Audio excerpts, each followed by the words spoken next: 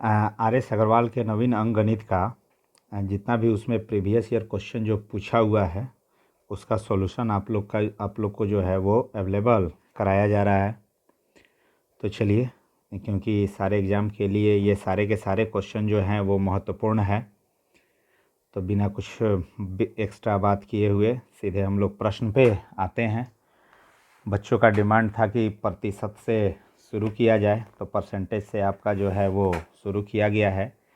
उसमें जितना भी प्रीवियस ईयर में पूछा हुआ क्वेश्चन है किसी न किसी एग्ज़ाम में, उसका मैं सॉल्यूशन जो है वो आप लोग को अवेलेबल करा दे रहा हूँ।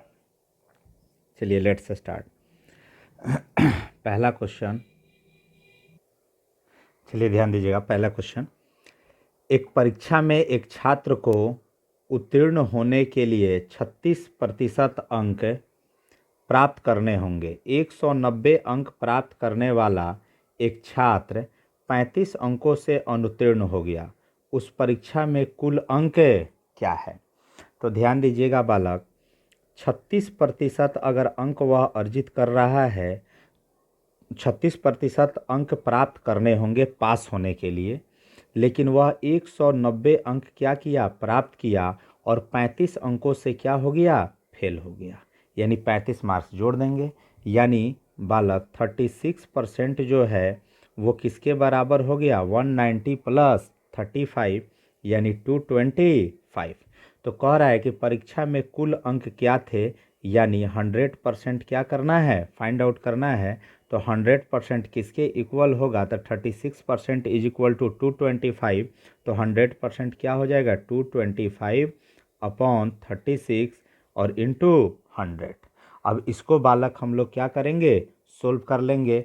तो आराम से इसे क्या करते हैं? सोल्व करते हैं।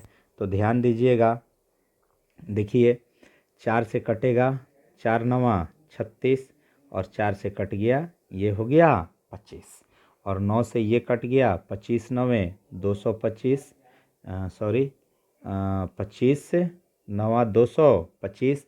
तो 25 में 25 से गुना करेंगे 625, यानी हमारा आंसर क्या आ गया? 625 आ गया। ओके, अब नेक्स्ट क्वेश्चन। क्वेश्चन कह रहा है क्या कि ए की आय बी की आय से 25% अधिक है, तो बी की आय ए की आय का कितना प्रतिशत है? ए की आय बी की आय से 25% अधिक है, तो बी की आय ए की आय का कितना प्रतिशत है? तो ध्यान दीजिएगा, अगर x% अधिक है तो फॉर्मूला होता है x upon 100 plus x into 100। अब इसी फार्मूला पे हम लोग क्या करेंगे? बनाएंगे। तो 25% अधिक है तो 25 अपॉन 125 इंटू 100। 25 5 सा, और 5 से ये कटेगा, तो आपका कितना हो गया? 20%। यानी इसका अर्थ क्या हुआ कि बी की आय जो है वो ए की आय से 20% कम है। बी की आय ए से 20% कम है। ए से 20% कम है। तो ध्यान दीजिएगा बालक, 20% कम है अर्थात क्या हो गया? 80% है। कितना है? 80% है। तो इसका आंसर क्या हो जाएगा? 80%। Okay, next question. Next question क्या है? एसएससी सीजीएल का ही क्वेश्चन है। एक व्यक्ति परीक्षा में कुल अंकों का 45% अंक प्राप्त करता है और फिर भी 40 अंकों से अनुत्तीर्ण हो जाता है। परीक्षा का उत्तीर्ण प्रतिशत 55% है, तो परीक्षा के अधिकतम अंक क्या है? तो ध्यान दीजिएगा बालक, कह रहा है क्वेश्चन कि 55% टोटल उत्तीर्णांक है, यानी पास मार्क्स है, और एक लड़का जो है वो 45% मार्क्स लाता है और 40 अंकों से क्या कर जाता है? फेल कर जाता है। यानी 45% प्लस 40 मार्क्स रहता तो उसका मार्क्स कितना हो जाता? 55%। यानी 55 में अगर 45 घटा लें तो ये डिफरेंस कितना आ गया? 10%। और ये 10% किसके बराबर है? 40 के बराबर है। तो कह रहा है कि परीक्षा का अधिकतम अंक क्या होगा? तो 100% क्या करेंगे? निकाल लेंगे। यानी 40 अपॉन 10 और इंटू 100, और इसे क्या करेंगे? सोल्व करेंगे। तो इसे सोल्व करेंगे तो 10 4 जा और 4 से 100 में मल्टीप्लाई करेंगे, यानी टोटल मार्क्स कितना था, 400 था। तो इसका राइट आंसर क्या हो जाएगा, 400 हो जाएगा। नेक्स्ट क्वेश्चन अच्छा है, अच्छे से पहले क्वेश्चन पढ़ लीजिए लैंग्वेज। राजू की आय उसके व्यय से 20% अधिक है। यदि उसकी आय में 60% की वृद्धि होती है और उसके व्यय में 70% की वृद्धि होती है, तो बचत में कितने प्रतिशत की वृद्धि या कमी होगी। तो ध्यान दीजिएगा, उसका इनकम है और क्या है, एक्सपेंडिचर है। तो कह रहा है क्या कि राजू की जो इनकम है उसके एक्सपेंडिचर से 20% क्या है, अधिक है, यानी व्यय से जो है वो 20% अधिक है। तो मान लेंगे कि व्यय जो है वो 100 है, तो व्यय 100 है, तो आय कितना हो गया, 20% अधिक है, तो 120 हो गया। यानी बचत सेविंग क्या हो गया, तो 120 रुपया कमाता है, 100 रुपया खर्च करता है, तो यानी उसका सेविंग जो है वो कितना हो गया, 20 हो गया। अब यहाँ पे ध्यान दीजिए, अब कह रहा है क्या, नेक्स्ट कंडीशन कि व्यय में 70% की वृद्धि कर दी जाए। अब जो व्यय है इसमें क्या किया जाए, 70% बढ़ा दिया जाए, तो 100 का 70% क्या हो जाएगा, 170। 70 हो गया तो 70 जोड़ दिए, 170। अब कह रहा है कि आय में 60% की वृद्धि हो जाए, इसमें तो 70% क्या हो गया, बढ़ गया, और यहाँ पे कितना बढ़ रहा है, 60% बढ़ रहा है। क्या बढ़ रहा है, 60%। तो 120 का 60%, 12 छक 72, 72, यानी 120 में से 72 जोड़ेंगे तो कितना हो जाएगा, 192। तो बचत कितना हो गया, तो पहले बचत 20 रुपया था, अब बचत ये दोनों को घटाएंगे, कितना हो गया, 22 रुपया। तो ध्यान दीजिए, क्वेश्चन कह रहा है कि बचत में कितने प्रतिशत की वृद्धि हुई, तो 20 रुपया से बढ़कर बचत 22 रुपया हो गया, यानी बचत जो है वो 2 रुपया बढ़ा, और ये 2 रुपया कितने में बढ़ा, 20 रुपया पर बढ़ा। तो इसलिए अगर इसका परसेंटेज हम लोग निकालेंगे तो क्या हो जाएगा, 2/20 इंटू 100, और इसको सोल्व करते हैं तो क्या हो गया, 10%, यानी बचत में कितने प्रतिशत की वृद्धि हो रही है, 10% की वृद्धि हो रही है। यहाँ ऑप्शन जो है 10% घटेगा, और यहाँ भी लिख दिया है 10% घटेगा, तो ये मिसप्रिंट है, यहाँ क्या हो जाएगा, 10% बढ़ेगा। आंसर क्या हो गया, क्योंकि ऑप्शन सी आंसर दिया हुआ है। नेक्स्ट क्वेश्चन, चलिए क्वेश्चन को अच्छे से पढ़िए, क्वेश्चन बहुत ही अच्छा है। यदि 120 में x% की कमी और 40 में x% की वृद्धि करने पर समान परिणाम प्राप्त होता है, तो 210 का x% 180 के x प्लस 20% से कितना प्रतिशत कम होगा। तो सबसे पहले तो यहाँ पे क्या करेंगे, 120 का x% और 40 का x%, दोनों का वैल्यू आपस में इक्वल है, तो यहाँ से x का वैल्यू क्या करेंगे, फाइंड आउट करेंगे। तो ध्यान दीजिएगा, 120 में x% की कमी, कितनी की कमी, x% की कमी, तो into 100 minus x/100 is equal to, कह रहा है 40 में x% की वृद्धि, तो 40 इंटू 100 प्लस x, वृद्धि है तो क्या लिखेंगे, प्लस x अपॉन 100। तो यहाँ ध्यान दीजिए, 100 100 कैंसिल हो गया। अब यहाँ पे आप ध्यान दीजिएगा, चलिए 40 43 जा 120। अब इसको क्या करते हैं, सोल्व करते हैं। अब इसको सोल्व करेंगे तो 3 से मल्टीप्लाई हो गया, तो क्या हो गया, 300 माइनस 3x बराबर 100 प्लस x। अब 3x और x कितना हो गया, 4x, और 300 में से 100 घट गया तो कितना आ गया, 200, यानी x का वैल्यू यहाँ पे कितना आ गया, 50%। x बराबर कितना आ गया, 50 आ गया, x का वैल्यू क्या आ गया, 50। अब कह रहा है क्वेश्चन क्या कि 210, ध्यान दीजिएगा, 210 का x%, 180 के x प्लस 20। चलिए यहाँ पे कलर चेंज करते हैं, देखिएगा 210 का x%, तो 210 का 50%। अब बताइए 210 का 50% ठीक आधा हो गया, तो कितना हो गया, 105। उसके बाद क्वेश्चन कह रहा है क्या, 180 का x प्लस 20, तो x का वैल्यू 50 है, तो 50 प्लस 20 क्या हो जाएगा, 70, यानी हम लोग निकाल लेंगे 180 का 70%। 180 का क्या निकालेंगे? 70%। तो 180 का 70%, 18 7 जा 126। क्या हो गया? 126। अब कह रहा है इस 126 से यह 105 जो है वो कितना प्रतिशत कम है? कितना प्रतिशत कम है? तो यह 21 कम है। 126 में से 105 घटाएंगे, कितना आ जाएगा? 21 आ जाएगा। तो 21 क्या है? कम है। तो यह 21 जो है वो कम है। कितना पे कम है? 126 पे कम है। तो प्रतिशत निकालना है। तो 21/126 गुना 100। और इसे बालक हम लोग क्या करेंगे? सोल्व करेंगे। तो सोल्व कीजिए। 21 6 जा 2 3 जा 2 से 50 यानी 16 एंड 2/3%। और यही हमारा क्या हो जाएगा? राइट आंसर हो जाएगा। Okay, next question.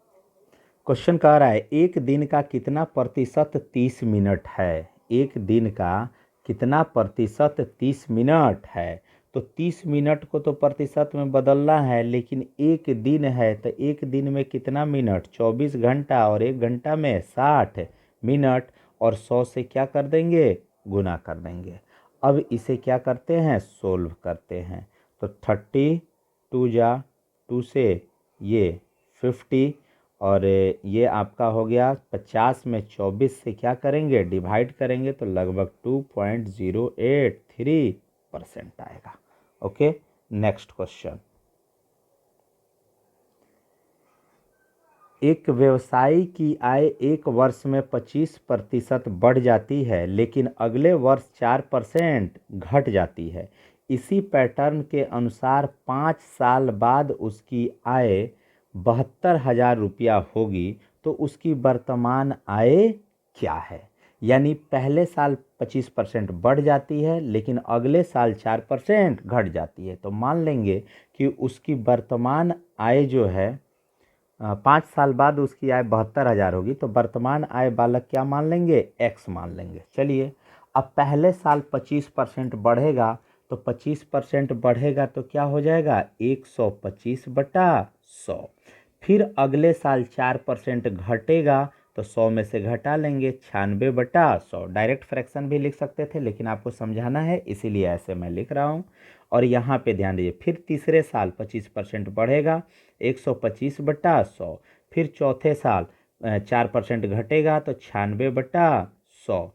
फिर पाँचवें साल 25% क्या होगा? बढ़ेगा तो 125/100। और फाइनल जो आ रहा है वो कितना आ रहा है? 72,000। फाइनल कितना आ गया? 72,000। अब इसे क्या करते हैं? हम लोग सोल्व करते हैं। तो बिल्कुल सोल्व करेंगे। ध्यान दीजिए, ये अब फ्रैक्शन में कन्वर्ट कर दे रहा हूँ। 5/4, ये 24/25, फिर 5/4, फिर 24/25, फिर ये 25 5 जा तो 5 और 4। ओके, अब सोल्व करते हैं x का वैल्यू। तो x इज इक्वल टू, मैं यहाँ पे ही लिख दे रहा हूँ, 72,000 गुने, ये जितने नीचे हैं वो सारे के सारे ऊपर चले जाएंगे। यहाँ पर भी कटा सकते हैं, लेकिन इधर ही मैं कर रहा हूँ। तो 4 गुना 25 गुना 4 गुना 25 गुना 4। और ये जितने ऊपर वाले टर्म हैं वो नीचे आ गए। तो 5 गुने 24 गुना 5 गुना 24 गुना 5। ओके, अब इसे क्या करते हैं? सोल्व करते हैं। चलिए सोल्व किया जाए। तो यहाँ से ध्यान दीजिएगा, 5 और 5 25, तो 25 कैंसिल। फिर यहाँ से 5 5 जा 25। अब ध्यान दीजिएगा, 4 6 जा और फिर 4 6 जा। ओके, अब यहाँ से ध्यान दीजिएगा, 6 36 और 36 दूना 72, तो ये हो गया 2000। अब सबको क्या करते हैं? मल्टीप्लाई करते हैं। तो 2000 चौके 8000, 8000 पचे 40,000, यानी आंसर कितना आ गया 40,000। तो ऑप्शन नंबर इसका क्या हो जाएगा, ए हो जाएगा। ओके, नेक्स्ट क्वेश्चन ध्यान दीजिएगा, अच्छा क्वेश्चन है।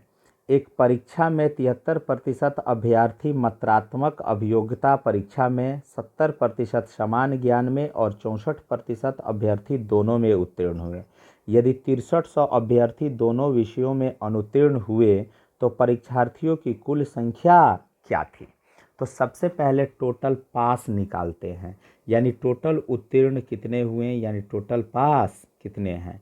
तो ध्यान दीजिएगा, टोटल पास कितने हैं, तो 73% प्लस 70% और दोनों में 64 है, तो इसको क्या करेंगे, सब्सट्रैक्ट करेंगे, यानी कितना आ गया आपका 79%। क्या आ गया 79%, ये तो पास हो गए। अब अनुत्तीर्ण कितने हैं, तो टोटल 100% होता है, 79 पास आउट हो चुके हैं, तो बचे कितने 21%। अब यह 21% जो है वो 6300 के बराबर है, यानी 21% बराबर 6300। तो कह रहा है कुल विद्यार्थियों की संख्या क्या है, तो 100% यहाँ से निकाल लेंगे। तो ध्यान दीजिए 21 तियाँ 63, तो 100 तियाँ क्या हो जाएगा 300, 100 तियाँ क्या हो गया 300, और 2 जीरो है तो 2 जीरो, यानी आंसर क्या हो गया 30,000। आंसर क्या हो जाएगा 30,000। नेक्स्ट क्वेश्चन, अभी जो आय व्यय का क्वेश्चन बताए थे उसी टाइप से ये भी आपका क्या है क्वेश्चन है। क्वेश्चन कह रहा है क्या कि एक आदमी अपनी आय का 75% खर्च करता है और उसकी आय में 20% की और व्यय में 10% की वृद्धि हो जाती है, तो उसकी बचत में प्रतिशत वृद्धि ज्ञात करें। तो ध्यान दीजिएगा, मान लेंगे कि उसकी आय यानी इनकम जो है वो 100 रुपया है। कितना है 100 रुपया, तो 75% वह क्या करता है खर्च करता है, तो 75 रुपया खर्च करता है, और उसकी बचत कितनी होती है, तो 25 रुपया होती है। अब अगले बार, अब नेक्स्ट कंडीशन कह रहा है आय में 20% की वृद्धि हो गई। अब यहाँ पे ध्यान दीजिए 20% की वृद्धि हो गई, तो 20 रुपया बढ़ गया तो 120 रुपया हो गया। अब कह रहा है जो व्यय है उस व्यय में 10% की वृद्धि होती है, कोई दिक्कत नहीं है, 10% बढ़ाएंगे, 75 का 10% 7.5 रुपया हुआ, तो 7.5 रुपया बढ़ा दिए तो 82 रुपया 50 पैसा हो गया।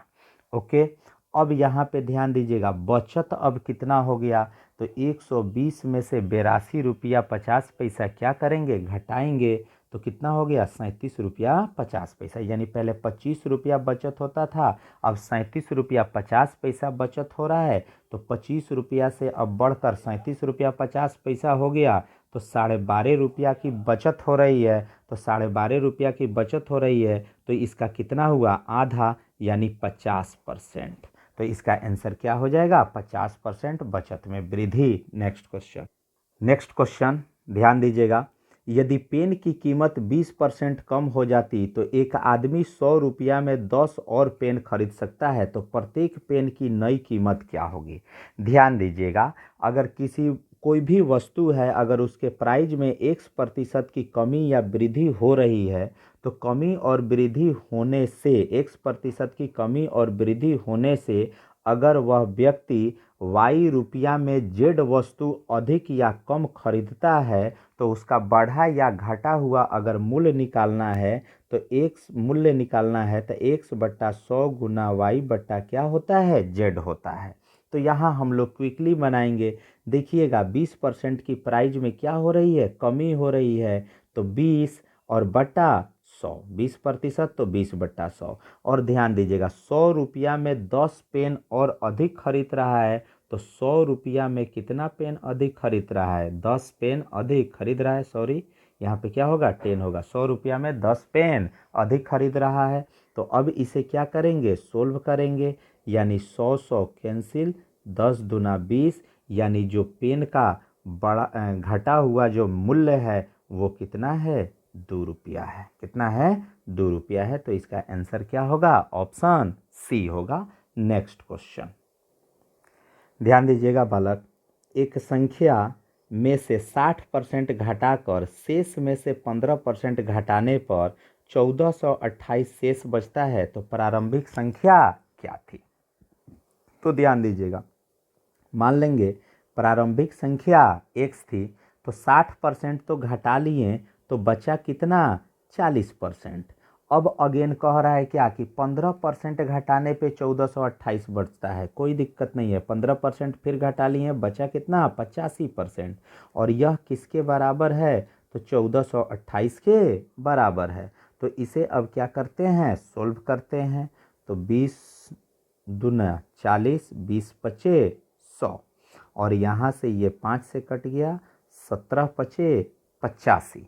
यानी अब x का जो वैल्यू निकालना है वो क्या हो जाएगा? 1428 गुने 100 बटा 17 दूना 34, 17 दूना 34। अब यह 34 से ये 1428 को क्या करेंगे? कटाएंगे। तो ये बालक कितना आ जा रहा है? 42, और 42 में 100 से मल्टीप्लाई करेंगे यानी 4200। तो करेक्ट आंसर क्या होगा? 4200। आज ये पहला वीडियो है, आप लोग का प्यार मिलता रहा तो आगे और भी वीडियो मिलते जाएगा, और ये पूरा मैं कंटिन्यू करूँगा। तो आज 11 क्वेश्चन मैं आपको बता दिया हूँ। ओके, जय हिंद बच्चों। फिर पर डे जो है क्वेश्चन 10, 11, 15 धीरे धीरे संख्या इसकी बढ़ाई जाएगी। चलिए, जय हिंद बच्चों। चैनल को लाइक ज़रूर कर लीजिएगा, सब्सक्राइब कर लीजिएगा, और अपने दोस्तों में अधिक से अधिक शेयर कीजिएगा। जय हिंद बच्चों, धन्यवाद।